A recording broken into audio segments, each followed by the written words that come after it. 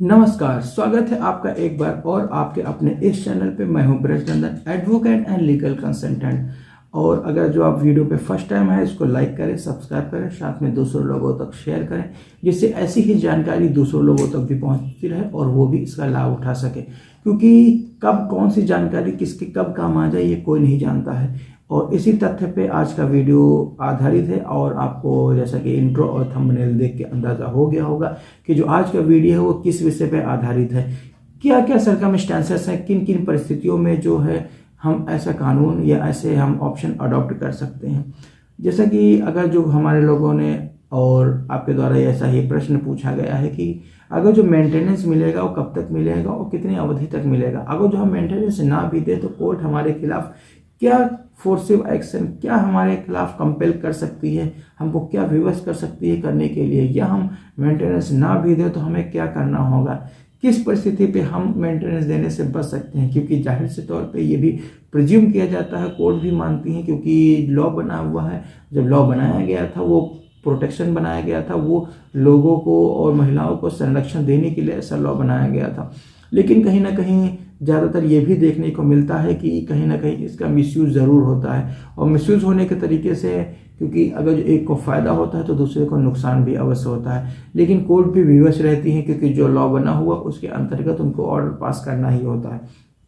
तो इसी विषय पे जैसा कि एक प्रश्न पूछा गया है कि अगर जो मेंटेनेंस अगर जो हमें देना होगा वो कितने दिन तक का देना होगा, और अगर जो मेंटेनेंस ना दें तो हमें क्या इम्प्रिजमेंट झेलना पड़ेगा, कितने दिन का हमें कारावास होगा, और कारावास की अवधि हमें कब तक काटनी पड़ेगी। तो आज का वीडियो शुरू करते हैं, ज़्यादा समय आपका ना लेते हुए। और क्योंकि इस छोटे से अंतराल में, छोटे से समय में जितना हमसे हो सकता है ज़्यादा से ज़्यादा जानकारी हम उसको संकलित करने का प्रयास करते हैं।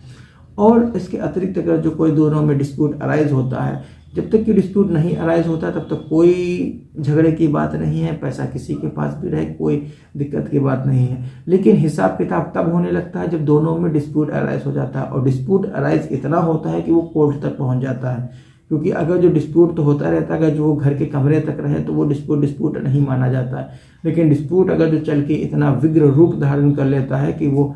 कोर्ट तक पहुंच जाता है, तो इसी स्थिति में फिर आपको लीगल रेमेडी और लीगल इंफॉर्मेशन नॉलेज आपको पता होना चाहिए, जिसके आधार पर आपके खिलाफ कोई भी छल या कपट, कोई भी धोखाधड़ी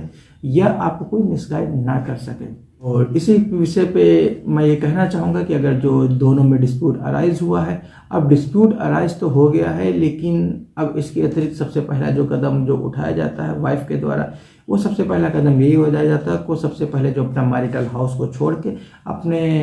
रिलेटिव या अपने जो मायके हैं वहाँ चली जाती हैं। लेकिन यही सबसे पहले गलती कर देती है, जिसके आधार पे उनको ये नहीं करना चाहिए। और इसके साथ में फिर वहाँ से सेक्शन 125 और सेक्शन 12 का, और इसके अतिरिक्त सेक्शन 498 उसमें FIR भी दर्ज हो जाती है, जिसमें अननेचुरल तरीके से जितना भी संभव हो सकता है वो सारे एलिगेशन, जो भी जनरल धाराएं हैं 323, 504, 506, लेकिन समय रहते अगर जो किसी को कोई एडवाइस मिल जाती है समय रहते, तो उस स्थिति में जो पत्नी है उनके द्वारा सेक्शन 377 हस्बैंड के खिलाफ भी इम्पोज कर दिया जाता है। और अगर जो यही सही जानकारी अगर जो लोगों को मिल जाता है तो इसी में चार्जशीट फाइल होने से पहले जो हस्बैंड है वो उसको जेल होने की और अरेस्ट होने की पूरी संभावना रहती है, जिसमें वो हो भी जाते हैं। और इसके अतिरिक्त जो पत्नी है और 354 की जो प्रोसीडिंग है वो हस्बैंड के रिश्तेदार यानी कि जेठ या फिर फादर इन लॉ उनके अगेंस्ट भी इम्पोज कर दी जाती है। अब जाहिर से तौर पे है अगर जो वो इस तरीके का ऑफेंस किया हो तो ठीक है, नहीं किया हो तो ठीक है, ये प्रूफ करने का जो मैटर है ये बात का देखा जाएगा। लेकिन सबसे पहले अगर जो ये डिस्प्यूट अराइज हो गया है सेक्शन और सारी प्रोसीडिंग अडॉप्ट करते हुए, और सेक्शन 125, सेक्शन 12 और FIR भी दर्ज हो गई है, तो इस आधार पे अब पति को क्या करना चाहिए, क्या क्या लीगल रेमेडी अवेलेबल है जिनके आधार पे वो बच सकते हैं। तो इसमें सबसे पहले आपको ये करना चाहिए, अगर जो कोई भी मुकदमा प्रस्तुत कर दिया गया है पत्नी के द्वारा आपके खिलाफ, तो सबसे पहले आपको जानकारी तब होती है जब वो नोटिस आपके घर पे आती है। नोटिस आपको प्राप्त होने के उपरांत ही आपको जानकारी हो पाती है कि आपकी पत्नी के द्वारा सच अनसच और ये सारे केसेस आपके खिलाफ इम्पोज किए गए हैं, फाइल किए गए हैं। लेकिन अब जाहिर सी बात है कोई भी हस्बैंड सही तरीके से मेंटेनेंस कोई भी नहीं देना चाहता है, लेकिन कोर्ट मेंटेनेंस का ऑर्डर पास कर देती हैं, तो ना चाहते हुए भी हस्बैंड को मेंटेनेंस की जो ऑर्डर है उसको फुलफिल करना पड़ता है और मेंटेनेंस वाइफ को देना पड़ता है। लेकिन बात यहीं पे ख़त्म नहीं होती है। मेंटेनेंस नहीं देते हैं तो कोई फैक्ट मैंने ये भी देखे हुए हैं कि हस्बैंड ने मेंटेनेंस नहीं दिया, मेंटेनेंस का एरियर बहुत ज़्यादा हो गया, और ऐसा ही एक केस आया हुआ है जिसका जजमेंट मैंने पढ़ा हुआ और साइड भी किया हुआ है। जजमेंट मैंने डिस्क्रिप्शन में भी मेंशन कर दिया है, आप उसको चेक कर सकते हैं और डाउनलोड करके आप उसको देख भी सकते हैं, पढ़ भी सकते हैं। मामला ये सामने निकल के आया होता है कि वाइफ है, उसने मेंटेनेंस का सेक्शन 125 में मुकदमा किया, मेंटेनेंस हस्बैंड ने नहीं दिया, अंततः मेंटेनेंस का जो गैप है वो बहुत ज़्यादा हो गया, तो 47 मंथ का यानी 47 दिनों का मेंटेनेंस का एरियर बाकी हो जाता है। वाइफ ने जो ट्रायल कोर्ट है वहाँ से उसको रेमेडी नहीं मिल पाती, उसी के आधार पे वो उच्च न्यायालय में अपील करती है। उच्च न्यायालय में उसको अपील करने के बाद जो सेक्शन 125 का मुकदमा जो फाइल करती है उसके आधार पे कोर्ट जो है पत्नी के जो प्रार्थना पत्र के आधार पे उन्हीं पे उसको मेंटेनेंस का ऑर्डर पास कर देती है। लेकिन हस्बैंड के द्वारा कोई भी मेंटेनेंस अदा नहीं किया जाता है, तो ऐसी स्थिति में फिर जो अल्टीमेटली कोर्ट हस्बैंड के खिलाफ फोर्सिव एक्शन लेते हुए 47 मंथ का जो एरियर बाकी था उसके एवज में उसने मेंटेनेंस नहीं दिया, तो उसको 47 मंथ की उसको इम्प्रिजमेंट का सेंटेंस पास कर दिया, जिसके आधार पर हस्बैंड ने फिर उच्च न्यायालय में अपील किया। वो अपील करने के बाद जो सारे तथ्य माननीय उच्च न्यायालय के सामने प्रस्तुत किए, उसमें उच्च न्यायालय ने भी इस तरीके के जो अपराध को मानते हुए, क्योंकि ये उसने माना कि जो निचली अदालत है उसने गलत किया, क्योंकि उसने जो प्रावधान जो मेंशन किए हैं उसके अतिरिक्त जाके उन्होंने ऐसा आदेश पारित किया था, क्योंकि सेक्शन 125 क्लॉज 3 में साफ साफ उसमें मेंशन किया हुआ है कि किसी भी परिस्थिति में कोई भी फैक्ट हो, अगर जो कोई भी एरियर कितना भी बाकी हो, किसी भी तरीके से आप हस्बैंड के खिलाफ जो उसको इम्प्रिजमेंट, उसको जेल करने की जो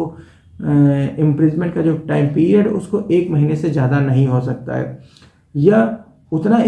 टाइम पीरियड के लिए आप उसको जेल भेजेंगे जब तक कि वो मेंटेनेंस दे देता है। अगर उसने मेंटेनेंस देना शुरू कर दिया है तो उसके बाद आप उसको बेल देके उसको आप बाहर उसको आने का पूरा उसका राइट है। तो यहीं पे जो उच्च न्यायालय के सामने मामला प्रकाश में इस वक्त आया जब हस्बैंड को उसके खिलाफ 47 मंथ का इम्प्रिजमेंट का ऑर्डर पास कर दिया,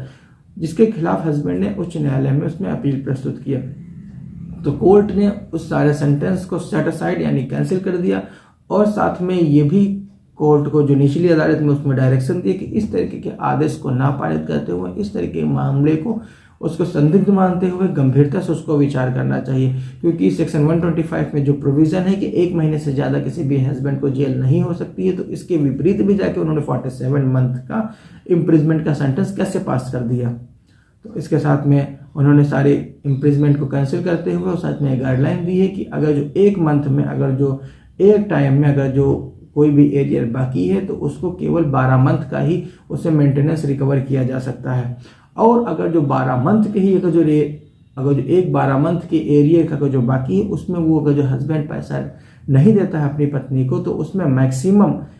केवल 1 मंथ यानी 1 महीने 30 दिन का ही इम्प्रिजमेंट हस्बैंड को दिया जा सकता है। इसके अतिरिक्त अगर जो कोई इम्प्रिजमेंट का ऑर्डर पास किया जाता है तो वो अनवैलिड है, अनलॉफुल है, जो कि मेंटेनेबल बिल्कुल भी नहीं है। अगर जो इसके साथ में ऐसी ही घटना, अगर जो ऐसे फैक्ट अगर आपके सामने निकल के आए हैं, तो ऐसी स्थिति में आपको क्या करना चाहिए, क्योंकि मैं ये बताना चाहूँगा ये जो हुई ये तो लॉ की बात हुई, अब इसको प्रैक्टिकली एग्जीक्यूशन में कैसे लेकर आएंगे, उसको लागू कैसे करेंगे। तो सबसे पहले मैं बताना चाहूँगा कि जो ऐसे इस तरीके का जो घटना है, अगर जो आपके खिलाफ अगर जो हस्बैंड का एरियर का जो अमाउंट है बहुत ज़्यादा इकट्ठा हो गया है, उसको आपने एक बार भी कभी भी नहीं दिया है और आपके खिलाफ इम्प्रिजमेंट के ऑर्डर पास हो चुके हैं, तो ऐसी स्थिति में आपको पिटीशन मूव करनी चाहिए निचली अदालत में जहां उसने मेंटेनेंस का ऑर्डर पास किया उस कोर्ट में, क्योंकि जाहिर सी बात है अगर जो उसने ऑर्डर का मेंटेनेंस का ऑर्डर पास किया है तो आपकी हो सकता है एप्लीकेशन को ना एंटरटेन किया जाए, लेकिन आपको एप्लीकेशन सबसे पहले आपको निचली अदालत में पेश करनी होगी। अगर जो आपकी जो कोर्ट है वो अगर जो आपकी बात नहीं सुनती है तो आपको उच्च न्यायालय में आपको अपील करनी चाहिए, और जिसमें के आधार पे आपको अपने सारे तथ्य, सारे जो फैक्ट हैं, किस आधार पे क्या क्या गलती कोर्ट ने की है, क्या क्या गलती हस्बैंड ने की है, तो ये सारे तथ्य, ये सारे फैक्ट अगर जो आप अपने जो पिटीशन है उसमें आप मेंशन करके उच्च न्यायालय के सामने कोर्ट में जाते हैं, क्योंकि मेरी ये एडवाइस अवश्य सभी से रहती है कि जब भी आप कोर्ट में जाएं आप अपने क्लीन हैंड के साथ जाएं, क्योंकि कहीं भी कोई भी तरीके से कोई भी फैक्ट आपको छिपाना नहीं चाहिए। अगर जो सारे तथ्य सारे फैक्ट अगर जो आप माननीय उच्च न्यायालय के सामने प्रस्तुत करेंगे पिटिशन के जरिए, अगर जो आप पिटिशन में सारे तथ्य सारे फैक्ट आपने अपने मेंशन कर रखे हैं तो उसमें आपको ये चीज़ अवश्य बतानी पड़ेगी कि जो आपने फैक्ट मेंशन करे उसके आधार पे आपको कोर्ट को विश्वास दिलाना पड़ेगा कि जो आप कह रहे हैं वो बिल्कुल सत्य एवं सही है। अगर जो आपने सारे फैक्ट अगर जो आप प्रूफ कर दिए तो उसके आधार पे कोर्ट आपके फेवर में ऑर्डर पास कर देगी, जिसके आधार पे अगर जो कोई भी इस तरीके की अगर जो अनवैलिड अनलॉफुल अगर जो एक्टिविटी निचली अदालत ने किया है तो उसको वो कैंसिल कर देगी और आपके फेवर में ऑर्डर पास कर देगी कि सच एंड सच पर्सन से इतने अमाउंट का जो ऑर्डर है वो उसको ना लिया जाए। इट मीन्स अगर दूसरे शब्दों में कहें हम कि जो भी अमाउंट है मान लीजिए ज़्यादा हो गया तो उसको स्टे कर देती है और जो थोड़ा वो जो अमाउंट है वो अगर जो उसका जो 12 मंथ का है वही उसका देने का जो ऑर्डर पास कर देती है। अगर जो उन 12 मंथ का अगर जो ऑर्डर नहीं फॉलो कर पाते हैं, मेंटेनेंस नहीं दे पाते हैं, उस स्थिति में भी मैक्सिमम 1 महीने का जैसा कि प्रावधान है उसमें 1 महीने से ज़्यादा कि उसको इम्प्रिजमेंट नहीं हो सकती है।